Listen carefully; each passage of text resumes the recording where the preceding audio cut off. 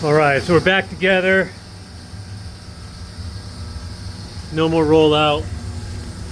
I set the manifold pressure 3.5 inches. Clean blue flame.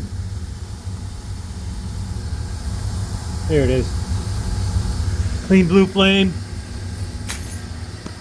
Drafting really well.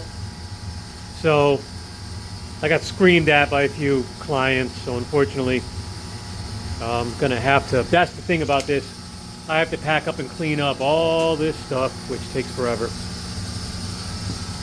The joy of working alone. And then I'm gonna head up to, I'm torn which one I'm gonna head up to next, but it's gonna be New Haven or Bridgeport, one or the other. So anyways,